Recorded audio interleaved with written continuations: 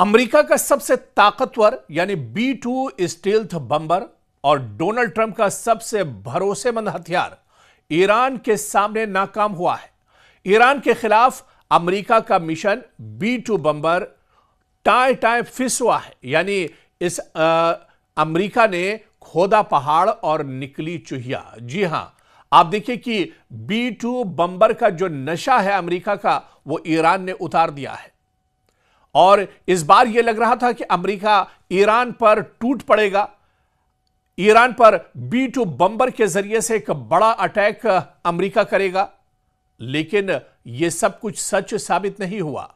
जो बातें निकलकर सामने आ रही थी, जो एक्सपर्ट्स और माहिरीन कह रहे थे कि इस बार ईरान की खैर नहीं है, ईरान के अंदर भी खाना जंगी है और ईरान के बाहर अमेरिका बड़ा अटैक दरअसल ईरान पर करने जा रहा है। और इसमें सबसे बड़ा जो किरदार होगा, इसमें सबसे ज्यादा जो तबाही ईरान के अंदर मचाएगा, वो होगा डोनाल्ड ट्रंप का सबसे मजबूत हथियार यानी B-2 बम्बर। लेकिन B-2 बम्बर आखिर ऐसा क्यों नहीं कर सका? B-2 बम्बर आखिर नाकाम क्यों हो गया? और यह पहली बार नहीं है, बल्कि ईरान में B-2 बम्बर को इससे पहले भी नाकामी का सामना करना पड़ा है। इससे पहले भी डोनाल्ड ट्रंप की बेइज्जती करा चुका है यह B-2 बम्बर हथियार, जिसे दुनिया का सबसे ताकतवर हथियार माना जाता है, जिसे दुनिया का सबसे मजबूत लड़ाका माना जाता है, जो हवा में दरअसल सिर्फ एक जहाज या उड़ान नहीं भरता है, बल्कि इसके साथ उड़ती है किसी भी मुल्क की तबाही, दुश्मन की तबाही इसके साथ उड़ती है। लेकिन यह तबाही दरअसल ईरान को तबाह क्यों नहीं कर पाई? यह बहुत अहम सवाल है, क्योंकि हजारों किलोमीटर का B-2 बम्बर का सफर हो और तबाही का या फिर मिशन हो, ईरान ने इस मिशन को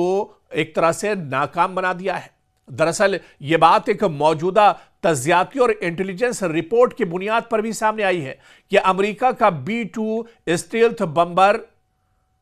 ईरान की एटमी जो तंसीबात है, ईरान का एटमी जो पूरा प्रोग्राम है, इस पर मुकम्मल तौर पर हमला नहीं कर पाया है, इसे मुकम्मल तौर पर तबाह बर्बाद नहीं कर पाया है और नाकाम साबित हुआ है अमेरिका का सबसे मजबूत हथियार यानी B-2 बम्बर।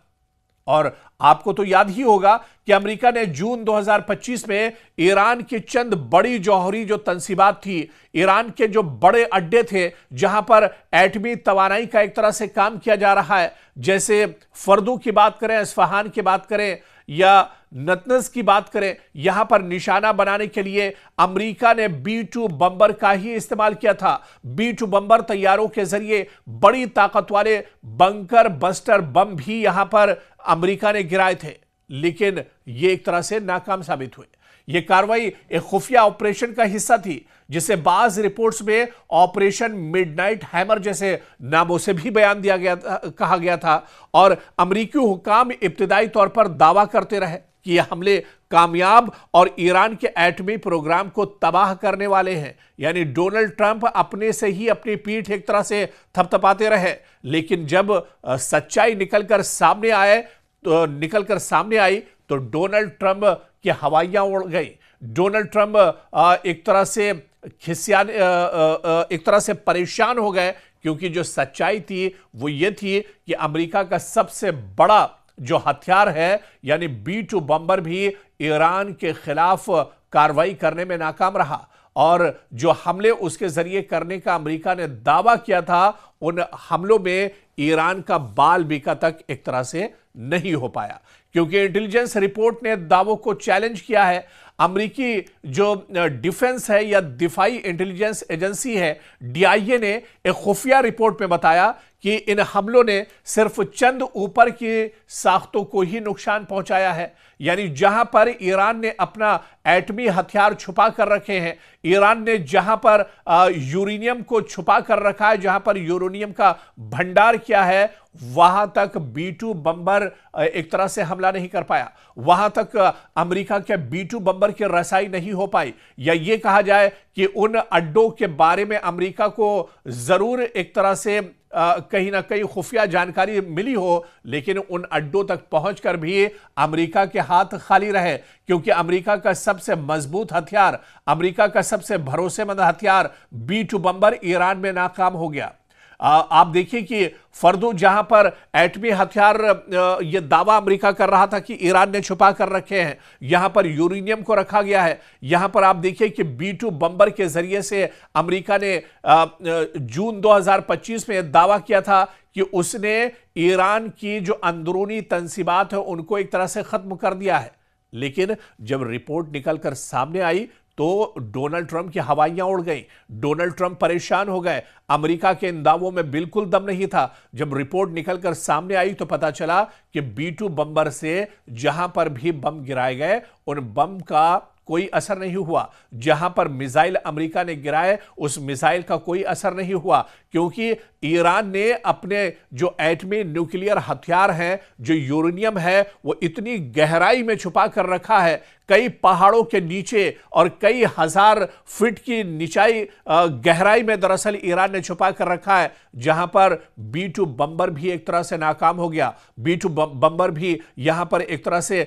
बौना साबित हुआ, और इसका सबसे बड़ा जो झटका लगा वो डोनाल्ड ट्रंप को लगा, क्योंकि डोनाल्ड ट्रंप यह समझ रहे थे कि अमेरिका के पास दुनिया का सबसे मजबूत हथियार है, सबसे भरोसेमंद हथियार है, सबसे तबाही वाला हथियार उनके पास है, लेकिन ईरान में उनका B-2 बम्बर तबाही नहीं मचा पाया। और इसी वजह से कहीं ना कहीं ईरान का हौसला बढ़ा हुआ है। ईरान के सुप्रीम लीडर आयतुल्लाह खामनेई ने इसी बिना पर एक तरह से दावा किया कि अमेरिका के पास कोई ऐसा हथियार नहीं है जो ईरानियों के हौसलों को तबाह कर दे, जो ईरान के जो इरादे हैं उनको एक तरह से खत्म कर दे। तो ईरान ने अपने अहम एटमी मराकिज को चट्टानों और गहरी जमीन के अंदर महफूज किया हुआ है, जिसे आम बमों से तबाह करना बहुत मुश्किल है। और यह एक बार फिर से कहीं ना कहीं साबित हो गया है, क्योंकि रिपोर्ट्स के मुताबिक ईरान की जेर जमीन तंसीबात का बुनियादी ढांचा अभी तक ठोस है, और अगर काम दोबारा शुरू किया जाए तो चंद माह के अंदर ज्यादातर अमल एक तरह से बहाल हो सकता है। और अमेरिकी इंटेलिजेंस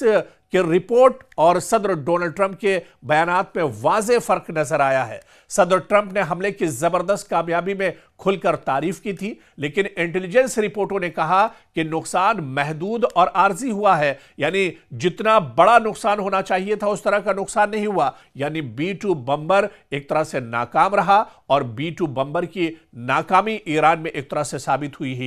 है। और इस बार भी डोनाल्ड ट्रंप ने भले ही बड़े बड़े बयान दिए हो, ईरान को तबाह करने की कसम खाई हो,